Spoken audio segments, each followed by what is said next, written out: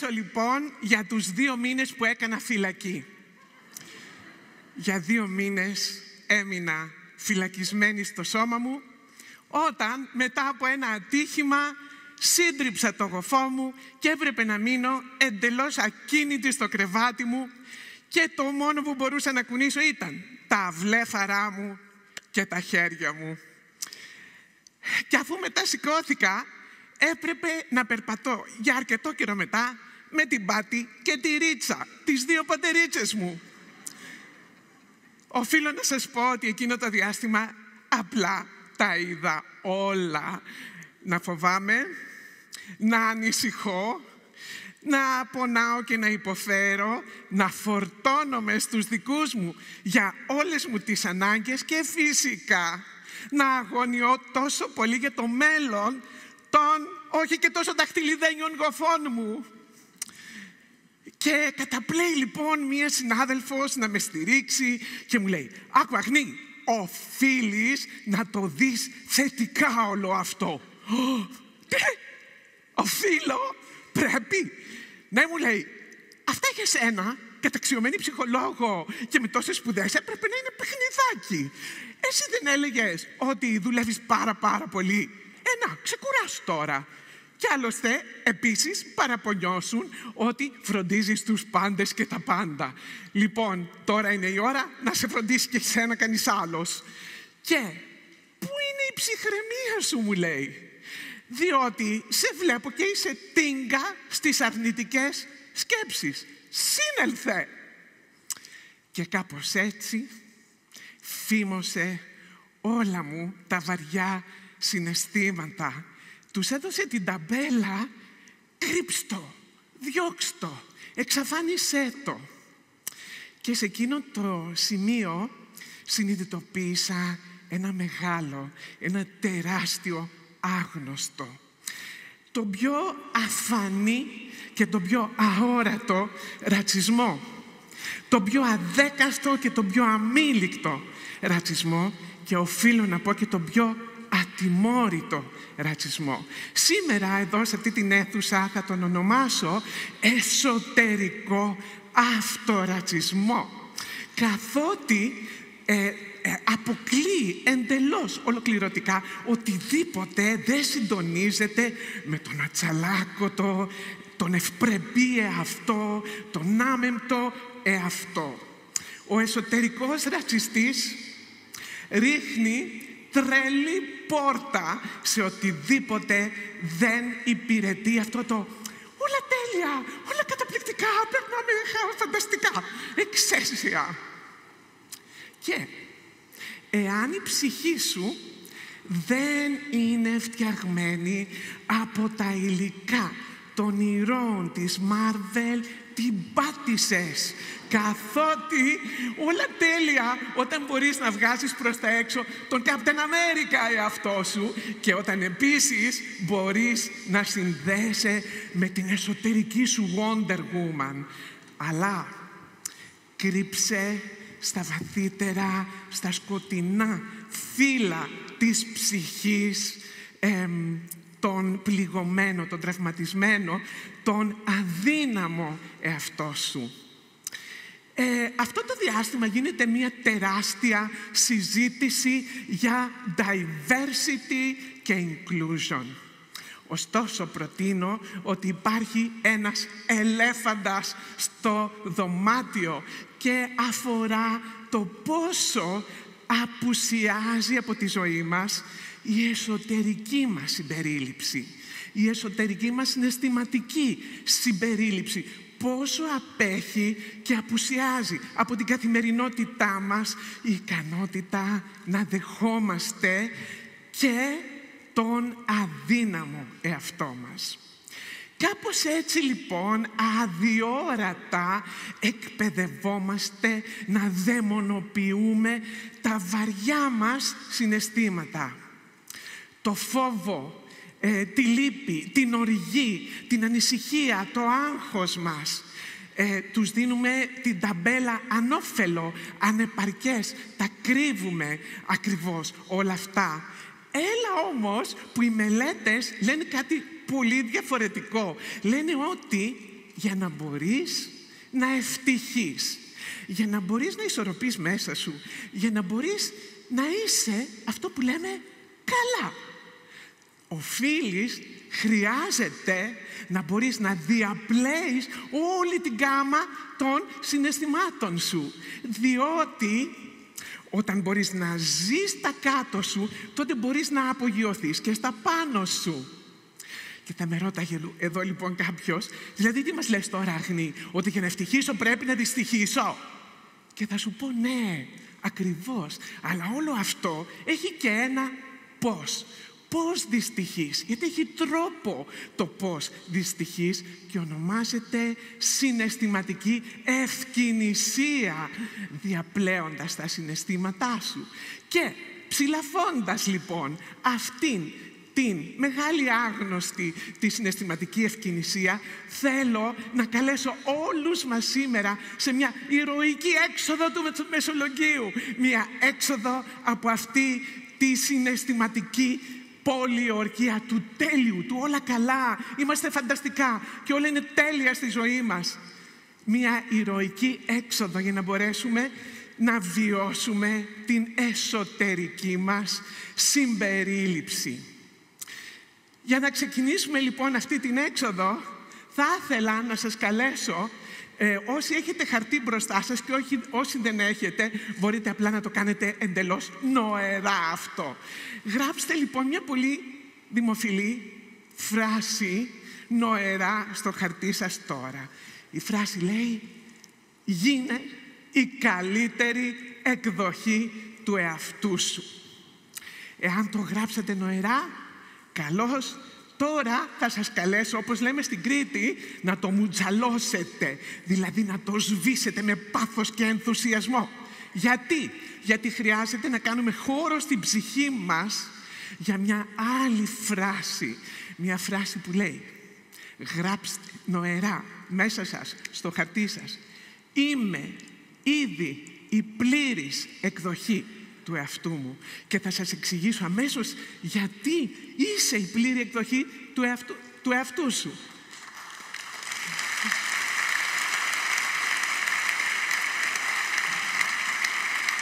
Γιατί είσαι το ουράνιο τόξο το ίδιο. Είσαι όλα τα χρώματα του ουράνιου τόξου, και το μαύρο και το γκρίζο και το θαμπό.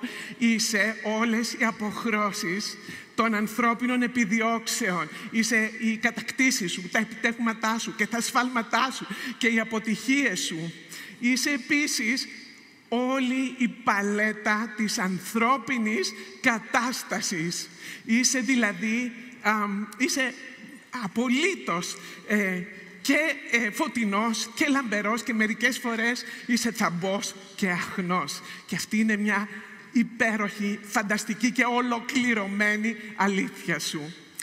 Άλλωστε, η Σούζαν Ντέιβιντ, ερευνήτρια του Χάρβαρντ, έχει πει ότι οι άνθρωποι οι οποίοι περισσότερο καταφέρνουν να ισορροπούν στη ζωή τους και να έχουν γεμάτες και πληθωρικές σχέσεις με αγαπημένους τους ανθρώπους είναι αυτοί οι οποίοι επιτρέπουν στον εαυτό τους να είναι και ευάλωτος, να είναι και πονευμένος, να είναι και τραυματισμένος μερικές φορές, σε μια βαθιά εσωτερική συμπερίληψη. Βέβαια, δεν είπαμε να βοσκάς πάνω στο άγχος σου, πάνω στην αγωνία σου και πάνω στο θυμό σου. Λέμε όμως να μπορείς να τα χωράς μέσα σου όλα αυτά, να τα αντέχεις και να προχωράς μπροστά. Και τότε είσαι έτοιμος να αναπροσδιορίσεις τον πιο ρατσιστικό ορισμό που υπάρχει στην κουλτούρα μας, που είναι ο ορισμός της αυτοεκτίμησης. Όπου αυτοεκτίμηση είναι το πώς νιώθω την αξία μου. Μόνο που στην κουλτούρα μας το πώς νιώθω την αξία μου μετριέται απολύτως από τα χαρίσματά μου, από τα ταλέντα μου, από τα επιτεύγματά μου, τα λεφτά μου και το καράβι μου αν έχω. Επίσης, μετριέται απολύτως από το ωραίο μου το μαλάκι, από το six pack εδώ πέρα και από το φανταστικό μου ρουχαλάκι, το παπουτσάκι το τέλειο με το οποίο ορμάω στη ζωή τα πρωινά. Και θέλω να σας καλέσω να ανατρέψουμε αυτόν τον ορισμό. Όπου αυτοεκτίμηση ας ορίσουμε ότι είναι το δικαιούμαι να μην είμαι τέλειος. Αυτοεκτίμηση είναι να δικαιούμαι όλα μου τα κομμάτια, που σημαίνει δικαιούμαι να είμαι και όμορφος και άσχημος, να είμαι και γελιστερός και λαμπερός, αλλά και στραπατσαρισμένος μερικές φορές. Δικαιούμαι τις ρογμές μου και τα σπασίματά μου χωρίς να τα επικαλύπτω με μπριγιαντίνη. Επίσης θέλω να ξέρουμε ότι αυτοεκτίμηση είναι το πόσο καθόλου δεν με ενδιαφέρει αν κάποιοι άνθρωποι δεν με βρίσκουν του γούστου τους, ειδικά αν αυτοί δεν με νοιάζουν και δεν με ενδιαφέρουν.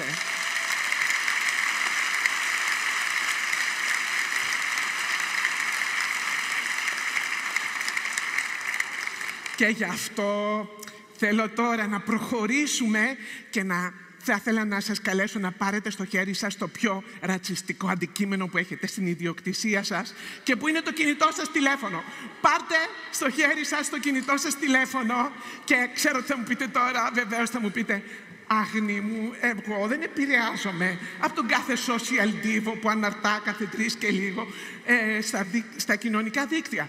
Ούτε και επηρεάζομαι καθόλου από τη Θεάρα που ανά 5 λεπτά ανεβάζει 100 σταριές τις φωτογραφίες της κορμάρας της. Δεν επηρεάζομαι εγώ. Φυσικά και δεν επηρεάζεσαι, και το εννοώ. Φυσικά και δεν επηρεάζεσαι. Ωστόσο, δεν πάβει αυτό να είναι πολιτισμικό υλικό που μας βομβαρδίζει κάθε μέρα. Θέλω λοιπόν να μας καλέσω να γυρίσουμε τούμπα αυτό το ρατσιστικό αντικείμενο από την ανάποδη μεριά του, χραπ, από την πίσω μεριά. Και μαζί ας ανατρέψουμε και τη σκέψη μας την ίδια. Θέλω λοιπόν να κοιτάξεις το κινητό σου από την πίσω του μεριά. Και θέλω εκεί να προβάλλεις νοερά έναν άλλο καθρέφτη σου. Και θέλω να μιλήσεις σε αυτόν τον άλλο καθρέφτη σου και να του πεις: είμαι μια χαρά και με τα γυαλάκια μου και με τα σπυράκια μου και με τα κιλάκια μου και με τα λάθη μου και με τις αποτυχίες μου. Για να μην σου πω ότι εξαιτίας όλων αυτών, εξαιτίας όλων αυτών των δύσκολων καταστάσεων που έχω βιώσει, έχω εκπαιδευτεί, έχω πάρει μάστερ στο να δημιουργώ τις λύσεις μου. Διότι γινόμαστε απλά καλύτεροι όταν είμαστε ο αληθινός, ο πλήρης, ο αυθεντικός εαυτός. Και όταν μπορώ να χωράω ολόκληρο το φάσμα των συναισθημάτων μου, τότε είναι που οτιδήποτε με αναμοχλεύει, οτιδήποτε με αναστατώνει, οτιδήποτε με ζορίζει, είναι ακριβώς αυτό που με ξεκουνά να μπορώ να φέρω στην ζωή μου τις αλλαγές που αληθινά χρειάζομαι. Και τότε είμαι σε θέση να προχωρήσω βρίσκοντας μία από τις πιο σοβαρές λύσεις του κόσμου, που είναι το να αντέχω και να μπορώ να είμαι τελειόφυγος. Όχι τελειομανής, τελειόφυγος. Όπου τελειόφυγος είναι ο άνθρωπος εκείνος ο οποίος κάθε φορά κάνει απλά το καλύτερο που αντέχει και το καλύτερο που μπορεί. Θέλω να ξέρετε ότι ο τελειομανής είναι ο μεγαλύτερος αυτορατσιστής του κόσμου όλου. Γιατί θεωρεί τον εαυτό του ελαφρώς ημίθεο, κύριε Παπακώστα, και τι κάνει? Δεν επιτρέπει στον εαυτό του την ανθρώπινη διάστασή του, τις ανθρώπινες αδυναμίες του. Και για να συνεχίσω του κυρίου Παπακώστα την αρχαιολογία, θέλω να πω ότι ο τελειομανής είναι ο σύγχρονος Προκρούστης. Λοιπόν, έχει μια κοφτερή χατζάρα και χραπ, πετσοκόβει τα ίδια του τα κομμάτια που δεν ταιριάζουν με τα τέλεια στάνταρ του. Και όχι μόνο αυτό, επίσης ξελαστιχώνει και ξεχυλώνει τον εαυτό του για να μπορέσει να χωρέσει σε αυτά τα ιδεατά πρότυπα που έχουν πιάσει όλο το χώρο μέσα στο μυαλό του και μέσα στην ψυχή του. Όμως οι μελέτες λένε ότι ο τελειομανής άνθρωπος τείνει τελικά να είναι αργός, αναποφάσιστος και πολύ συχνά αναβλητικός. Το θέμα είναι γιατί του συμβαίνει αυτό? Επειδή οι βαρισίμαντες απαιτήσεις του τον κάνουν να νιώθει για τον εαυτό του λίγος, τσουρούτικος, ανεπαρκής και μηδαμινός. Δεν θα σε σώσει η τελειότητα, θα σε σώσει η σχέση που έχεις με την οδύνη και με τον πόνο. Υπάρχει μια εξαιρετική έρευνα των Κόβα και Γκαρσία του 2018, ερευνητές στο Πανεπιστήμιο του Χάρβαρντ.